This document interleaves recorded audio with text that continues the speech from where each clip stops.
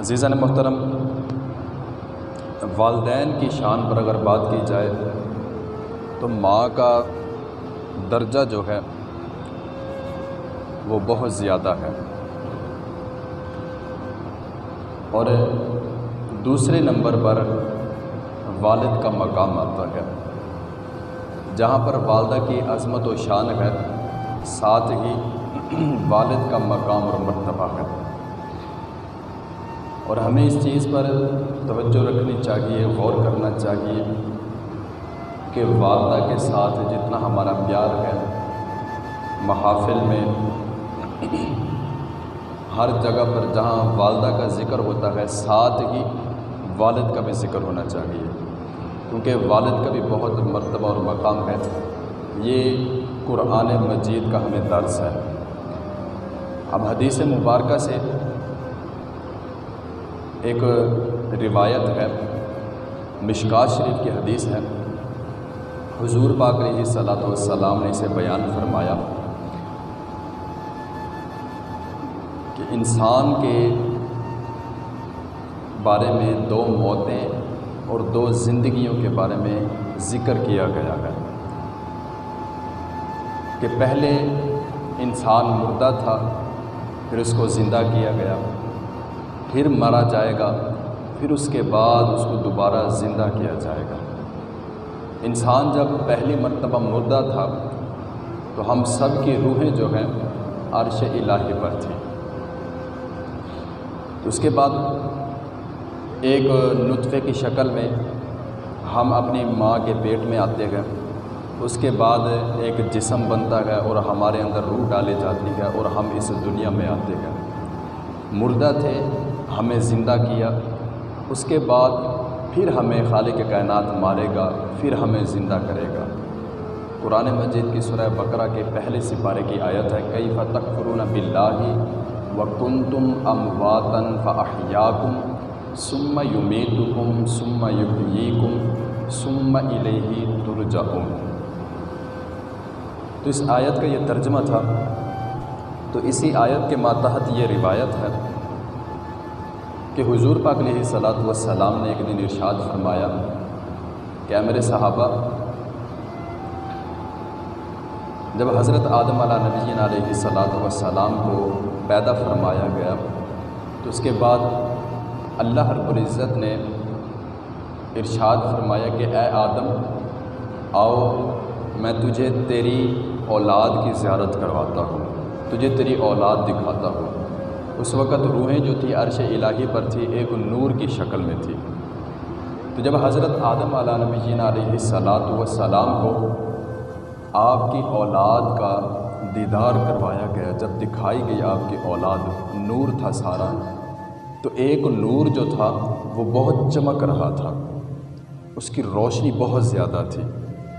تو حضرت آدم علیہ نبینا علیہ الصلوۃ والسلام نے عرض کی کہ اے باری تعالیٰ، یہ جو نور سب سے زیادہ چمک رہا ہے، یہ میرا بیٹا سب سے زیادہ حسین و جمیل ہے، خوبصورت ہے، بھلا یہ ہے کون؟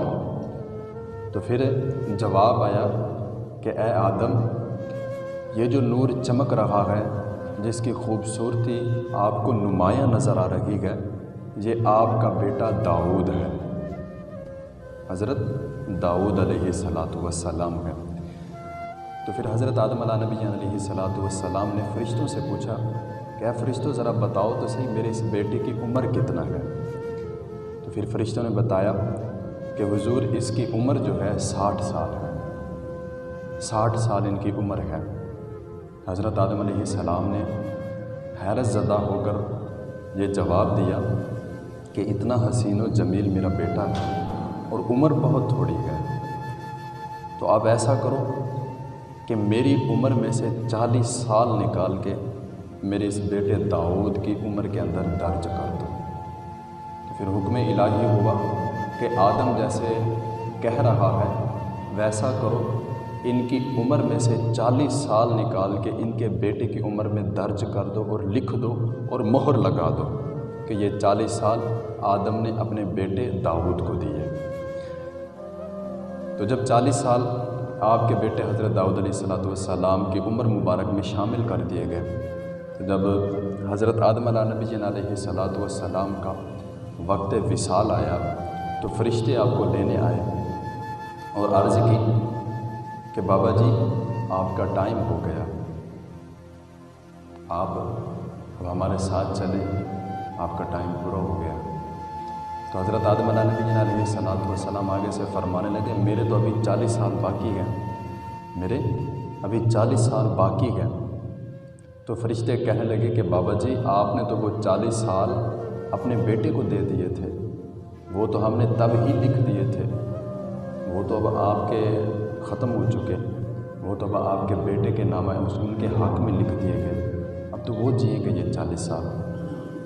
تو یہ حدیث مبارکہ جو تھی اس سے ہمیں درس ملتا ہے اس بات کا کہ جہاں پر ماں اپنے بچے کو پیار اور محبت کرتی ہے، اور یہ صدقے جاؤں باری جاؤں یہ لفظ ماں بولتی ہے اور یہ سننے کو ملتے ہیں، لیکن اس حدیث سے اگر ہم سمجھیں تو یہ حدیث ہمیں بتاتی ہے کہ والد کی شفقت اور محبت کا عالم یہ ہے، اگر ہمارے والد کا بس چلتا نا تو وہ اپنی عمر بھی کاٹ کر ہم کو دے دیتا، وہ اپنی عمر بھی کاٹ کر اپنے بچوں کے نام لکھ دیتا۔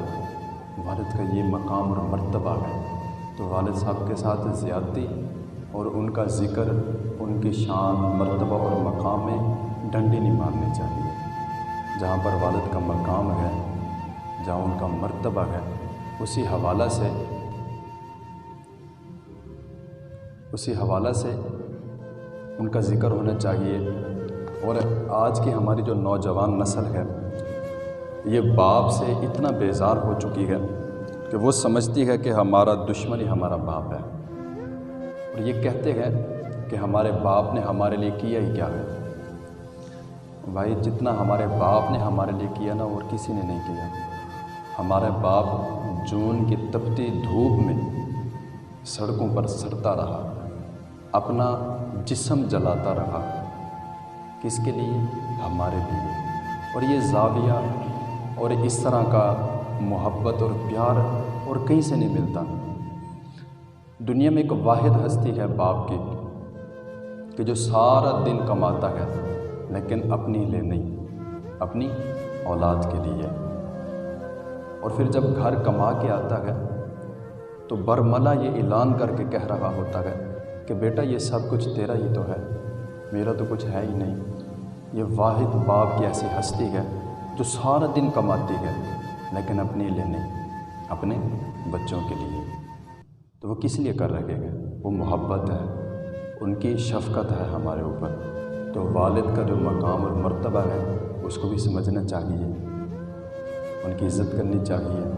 ہمارے والد صاحب ہمارے لیے بہت کچھ کرتے ہیں، یہ سارا دن دیہڑی کرنا، دھوپ میں چلنا، بارش آ رہی ہے تو ہمارا باپ تو نہیں رکتا، وہ تو جا رہا ہے۔